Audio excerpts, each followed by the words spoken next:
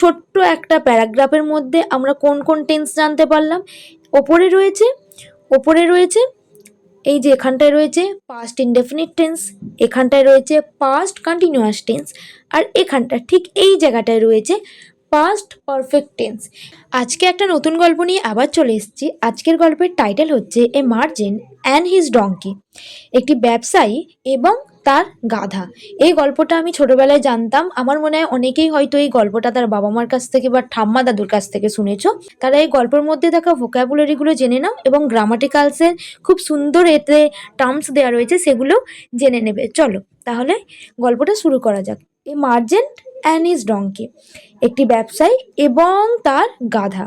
One beautiful spring morning, একটি সুন্দর, beautiful মানে সুন্দর, স্প্রিং মর্নিং বসন্তের সকালে, a merchant loaded his donkey with bags of salt to take to the market in order to sell the salt.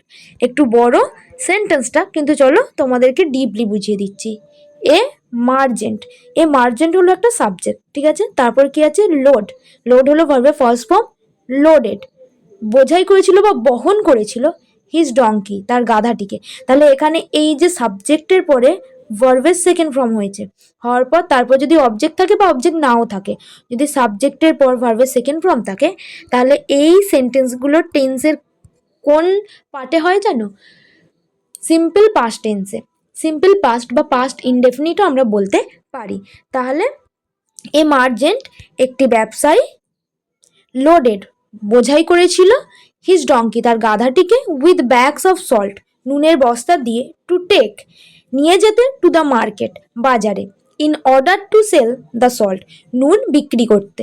The merchant and his donkey were walking long together. এখানেও কিন্তু একটা গ্রামাটিক্যালের খুব সুন্দর terms রয়েছে। এটা আগের সেন্টেন্সটা কি ছিল? Past indefinite tense, past indefinite tense, আর এইটা হচ্ছে পাস্ট কন্টিনিউয়াস টেন্স। এটা হচ্ছে পাস্ট কন্টিনিউয়াস টেন্স। তো চলো বুঝিয়ে দিচ্ছি। প্রথমে এখানটা বোঝাই, the merchant and his donkey. Merchant হলো একজন ব্যক্তি এবং ডঙ্কিও আর একজন, মানে দুজন হলো, সেই জন্য এখানে ওয়ার এসছে। এই দুটো মিলে প্লুরাল ফর্ম হয়েছে, সেই জন্য ওয়ার এসছে। এখানে যদি শুধু মার্চেন্ট থাকতো তাহলে কিন্তু ওয়াজ হতো। সিঙ্গুলারে সবসময় ওয়াজ আসে এবং প্লুরালে ওয়ার আসে। তাহলে the merchant and his donkey এরা হলো সাবজেক্ট। এখানটা পুরো পরিষ্কার করে দাঁড়াও, এরা হলো সাবজেক্ট। সাবজেক্টের পরে কি রয়েছে? ওয়ার। তাহলে ওয়াজ অ্যান্ড WERE ওয়ার। তারপরে ভার্বের সাথে যদি আইএনজি থাকে, ভার্বের সাথে যদি আইএনজি থাকে, সাবজেক্টের পরে ওয়াজ ওয়ারের পর যদি ভার্বের সাথে আইএনজি থাকে, এই সেন্টেন্সগুলো হয় পাস্ট কন্টিনিউয়াস টেন্স। এর সেন্সগুলো হয় খাচ্ছিল, যাচ্ছিল, পড়ছিল, করছিল, মানে অতীতে সেই কাজটা করছিল। তাহলে দ্য মার্চেন্ট ব্যবসায়ী অ্যান্ড হিজ ডঙ্কি এবং তার গাধা, ওয়ার ছিল, ওয়াকিং হাঁটছিল, along together একসাথে। তারপর নিচের দিকে দেখো, they had not walked far when they reached a river along the way। এখানেও কিন্তু একটা টেন্সের পার্ট রয়েছে, মানে টেন্সের একটা সেন্টেন্স অ্যাড করা আছে। খুব সুন্দর, দেখো না, এই ছোট্ট একটা প্যারাগ্রাফের মধ্যে আমরা কোন কোন টেন্স জানতে পারলাম। ওপরে রয়েছে এই যে এখানটায় রয়েছে পাস্ট ইনডেফিনিট টেন্স, এখানটায় রয়েছে পাস্ট কন্টিনিউয়াস টেন্স, আর এখানটা ঠিক এই জায়গাটায় রয়েছে পাস্ট পারফেক্ট টেন্স। একটা প্যারাগ্রাফের মধ্যে পুরো একটা পাস্ট টেন্সের স্ট্রাকচার দেওয়া রয়েছে। তিনটে যেহেতু অলরেডি চলে এসছে তো বুঝতেই পারছো। তো তোমরা এটা স্ক্রিনশট করে প্র্যাকটিসও করতে পারো। তো চলো নিচের এখানটা বুঝিয়ে দিই। এই যে দেই, তারা, মানে এই দুজনের কথা বলা হয়েছে। তারা, হ্যাড ছিল, নট, এই নটটা এখন আমি তোমাদের বোঝানোর জন্য বাদ দিই, তারপরে আমি নটের ব্যবহারটা বলছি। দেই হ্যাড ওয়াকড, হেঁটেছিল, তারা হেঁটেছিল। এখানে কিন্তু সাবজেক্টের পর যদি হ্যাড থাকে, শুধু হ্যাড, ঠিক আছে, যা ইটস টু বোরিং। সাবজেক্টের পর যদি হ্যাড থাকে, তারপরে যদি ভার্বের থার্ড ফর্ম থাকে, এটা হবে past perfect tense. Past perfect এর সেন্সটা হবে এই যে, যেমন দেই হ্যাড ওয়াকড, তারা হেঁটেছিল। এবার এখানে নটের ব্যবহারটা বোঝাই, দেই হ্যাড নট ওয়াক, তাহলে নট মানে না, সো দেই হ্যাড নট ওয়াক, তারা হাঁটেনি, ফার দূরে, ওয়েন যখন, দেই রিচড তারা পৌঁছেছিল, এটা কোন টেন্স? Past indefinite tense. আর রিভার একটি নদীর কাছে, along the way তাদের রাস্তায়। চলো এবার নিচের দিকে দেখি। Unfortunately, the donkey slipped and fell into the river. Unfortunately, দুর্ভাগ্যবশত, the donkey গাধাটি স্লিপ খেয়ে গেছিল, হড়কে গেছিল। কোন টেন্স? যখন আমি গল্পগুলো পড়াবো টেন্সগুলো মাথায় রাখবে, তাহলে খুব সহজেই তোমরা ওই টেন্সগুলোকে বুঝতে পারবে। এটা হলো পাস্ট ইনডেফিনিট টেন্স, ঠিক আছে। অ্যান্ড এবং ফেল পড়ে গিয়েছিল, ইনটু মানে মধ্যে, দ্য রিভার নদীতে। তাহলে দুর্ভাগ্যবশত গাধাটি হড়কে নদীর মধ্যে পড়ে গিয়েছিল, রিভার নদীর মধ্যে পড়ে গিয়েছিল। As it scramble up the river bank, it notice that the bags of salt loaded on its back, এখানে দেখেছো ইট আর এই যে ইটস, হ্যাড বিকেম লাইটার। চলো বুঝিয়ে দিই, আমি একটু পরিষ্কার করে বোঝাচ্ছি যাতে করে তোমাদের গুলিয়ে না যায়।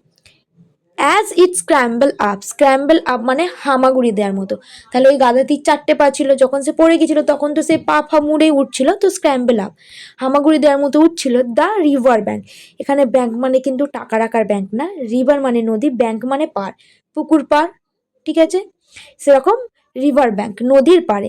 ইট নোটিসড, এটি মানে এই গাধাটির কথা বলা হয়েছে, ইট নোটিস এটি নজর করেছিল বা বুঝেছিল, দ্যাট যে দ্য ব্যাগস অফ সল্ট নুনের বস্তাগুলো লোডেড যেটি বহন করেছিল সে, যেটা বোঝাই করা ছিল, অন ইটস ব্যাক, এখানটা বুঝিয়ে দিই, it is, IT it, it আর ইজ মানে এটি হয়, আর আই টি এস একটা যোগ থাকে, এই যে এটা যেটা হয়েছে মানে এটি, এটা মানে এটি হয়, আর এটা হলো এটির, এখানটা তোমাদের বোঝাই।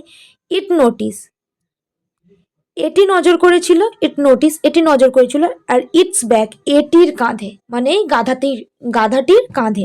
তাহলে তোমরা হয়তো ইট আর ইটস এটির মানে বুঝতে পারছো। ইটস ব্যাক যেটা তার কাঁধে বহন করেছিল, হ্যাড হয়েছিল, বিকেম কোন tense? Past perfect. Had became হয়েছিল লাইটার হালকা। চলো নিচের দিকে। There was nothing the merchant could do except return home. There was ছিল, নাথিং কিছু না, সেখানে কিছুই ছিল না, দ্য মার্জেন্ট ব্যবসায়ী, কুড পারত, ডু করতে, কুড মানে পারতো, পাস্টে কোনো কিছু পারতো মানে সে পারতো না, তাহলে কুড ডু পারতো, রিটার্ন হোম তাহলে সেখানে সে কিছুই করতে পারতো না বাড়ি আসা ছাড়া। সেই সেন্টেন্সটা কি বলা হয়েছে? যে মার্জেন্ট কুড ডু পারতো এক্সেপ্ট মানে ছাড়া, রিটার্ন হোম বাড়ি ফেরা ছাড়া। Where he loaded his donkey with more bags of salt, where যেখানে হি লোডেড সে বোঝাই করে দিয়েছিল, হিজ ডঙ্কি তার গাধাটিকে, উইথ মোর মানে আরো, ব্যাগস অফ সল্ট আরো নুনের বস্তা দিয়ে। তাহলে তার বাড়ি আসা ছাড়া কোনো উপায় ছিল না, তাই সে বাড়ি এসেছিল এবং আরো নুনের বস্তা দিয়ে গাধা লোড করে দিয়েছিল, বোঝাই করে দিয়েছিল। As they reach the slippery river bank again the donkey fell into the river, this time deliberately, এখানে একটা দেখেছো সেন্টেন্স রয়েছে। অ্যাজ দে রিচ যেমন তারা পৌঁছেছিল, কোন টেন্স মনে করো? দ্য স্লিপারি রিভার ব্যাঙ্ক পিছালোচন্ন নদীর পাড়ে, এগেন আবার, দ্য ডঙ্কি গাধা, ফেল মানে পড়া, ইন্টু মানে মধ্যে, দ্য রিভার তাহলে সে গাধাটি আবার নদীতে পড়ে গেল, এখানে কিন্তু এগেন দেয়া নেই সেন্টেন্সটাতে। দ্য ডঙ্কি গাধাটি ফেল ইন্টু পড়ে গেছিল, দ্য রিভার নদীতে। দিস টাইম এইবার মানে দিস টাইম মানে এইবার, ডেলিবারেটলি ভেবে চিনতে। তাহলে প্রথম যখন সে পড়ে গেছিল তখন সে অজান্তেই পড়ে গেছিল, কিন্তু এখন ডেলিবারেটলি ভেবে চিনতে পড়ে গেছিল। তো ডেলিবারেটলিটা তোমরা নোট করে নিতে পারো, খুব সুন্দর একটা ওয়ার্ড, ডেলি লাইফে আমরা ইউজ করতে পারবো। Thrush the salt was wasted again, thrush এইভাবে, দ্য সল্ট নুন, ওয়াজ ছিল, ওয়েস্টেড নষ্ট, এগেন ওয়েস্ট মানে নষ্ট হয়ে গেছিল, এগেন আবার। চলো নিচের দিকে। By now the merchant knew the donkey trick, by now এখন থেকে, দ্য মার্জেন্ট ব্যবসায়ী, নিউ জেনে গেছিল, দ্য ডঙ্কি স্ট্রিক গাধাটির চালাকি, ট্রিক মানে চালাকি। He wanted to teach the animal a lesson, he wanted, সে চেয়েছিল, মানে এই মার্জেন্ট চেয়েছিল, টু টিচ, শেখাতে, দ্য অ্যানিমেল, পশুটিকে, এ লেসন, একটি শিক্ষা। As he returned home the second time with the donkey, the merchant loaded bags of sponge on its back. As he return, যেমন সে ফেরত এসেছিল, হোম, বাড়িতে, দ্য সেকেন্ড টাইম, দ্বিতীয়বার। প্রথমে একবার ফেরত এসেছিল, আবার একবার ফেরত এসেছে, মানে এইবার দ্বিতীয়বার। উইথ দ্য ডঙ্কি, গাধাটির সাথে, দ্য মার্জেন্ট, ব্যবসায়ী, লোডেড, বোঝাই করে দিয়েছিল, ব্যাগস অফ স্পঞ্জ, নুন দেয়নি, এবার আর নুন দেয়নি, বারবার নুন নষ্ট করে দিচ্ছে জলে ফেলে, তো স্পঞ্জ দিয়েছে। এখানে স্পঞ্জ মানে সেই স্পঞ্জগুলো নরম নরম হয় যেগুলোতে অনেক জল টেনে নেয়, সেই স্পঞ্জ। তো এখানে স্পঞ্জের বদলে আমরা তুলোও বলতে পারি, যেহেতু কটন, কটন এখানে ইউজ করা হয় না, তুলোর আসল মিনিং কটন, সো আমরা এখানে তুলো। অন ইটস ব্যাক, এটির কাঁধে, সো ইট ইজ আর ইটস এর মানে ডিফারেন্ট, তোমরা হয়তো বুঝতে পেরেছো। তো চলো নিচের দিকে চলো। The duo set out on the trip to the market a third time. দেখো এখানে থার্ড টাইম উল্লেখ রয়েছে। দ্য ডিউ, এখানে ডিউ কথার অর্থ হচ্ছে মানিক জোড়, মানে ওই যে মোটু পাতলু, তারপরে আরও যে রয়েছে ডোরেমন অ্যান্ড নোবিতা, ওরা মানিক জোড় না, মানে দুজন যখন একসাথে থাকে, কিংবা রাস্তায় আমরা যখন বেরিয়ে আমাদেরকে বলে না, এই তোরা দুজন মানিক জোড়, কোথায় যাচ্ছিস, তো ডিউ মানে মানিক জোড়। তাহলে তারা মানিক জোড় সেট আউট, ঘোষণা করলো, অন দেয়ার ট্রিপ, তাদের যাত্রা, টু দ্য মার্কেট, বাজারে যাওয়ার, আর থার্ড টাইম, তৃতীয়বার। এবার তোমাদের মনে একটা প্রশ্ন জাগবে যে আগের বার তো সেকেন্ড টাইম ছিল, তাহলে এখানে কেন থার্ড টাইম লেখা হয়েছে। দেখো তারা ফেরত এসেছিল কিন্তু দুবার, আর যা শুরু করেছে তিনবার। আপন reaching the river, the donkey very Cleverly fail into the water again. আপন, আপন মানে নিকটে, রিচিং পৌঁছানো, দ্য রিভার তাহলে নদীর কাছে পৌঁছানো, দ্য ডঙ্কি গাধাটি, ভেরি ক্লেভারলি খুব বুদ্ধিমত্তার সাথে, ফেল পড়ে গেছিল, ইন্টু মানে মধ্যে, দ্য ওয়াটার জলে, এগেন আবার। But now instant of the load becoming lighter it became heavier. দেখো বাট নাও, বাট কিন্তু, নাও এখন, ইনস্ট্যান্ট মানে পরিবর্তে, অফ দ্য লোড বোঝাই করা, বিকামিং হওয়ার, লাইটার, লাইটার মানে হালকা, তাহলে ইনস্ট্যান্ট পরিবর্তে, of the load becoming lighter, সেই বোঝা হালকা হওয়ার পরিবর্তে, ইট বিকেম এটি হয়েছিল, হেভিয়ার ভারী। যেহেতু সেটা স্পঞ্জ ছিল সেই জন্য সেটা হালকা হওয়ার বদলে কি হয়েছিল, ভারী হয়েছিল। The merchant laughed at the donkey and said, you foolish donkey, your trick has been discovered. দেখো দ্য মার্জেন্ট ব্যবসায়ী, লথ হেসেছিল, অ্যাট দ্য ডঙ্কি গাধাটির উপরে, অ্যান্ড এবং, সেড বলেছিল, ইউ তুমি, ফুলিশ বোকা, ডঙ্কি গাধা তুমি বোকা গাধা, ইয়োর ট্রিক তোমার চালাকি, হ্যাজ বিন হয়েছিল, বি ওয়াজ ওয়ার, আর বিন হয়েছে, ডিসকভার আবিষ্কৃত বা প্রকাশ্য। You should know that you can not fool any one too many times. You তোমার, শুড উচিত, নো জানা, দ্যাট যে, ইউ তুমি, ক্যান নট পারো না, ফুল বোকা বানাতে, এনিওয়ান কাউকে, টু মেনি টাইমস অনেক সময় ধরে। তাহলে তোমার জানা উচিত যে তুমি কাউকে অনেক সময় ধরে বোকা বানিয়ে রাখতে পারো না। এটা একটা মোরাল, এখানটা যেটা রয়েছে এটা একটা মোরাল, এটা আলাদা করে দেওয়া নেই, এর সাথে অ্যাটাচ করে দেওয়া রয়েছে, এটা বুঝে নিতে হয়। তাহলে আশা করবো গল্পটা ভালো লেগেছে।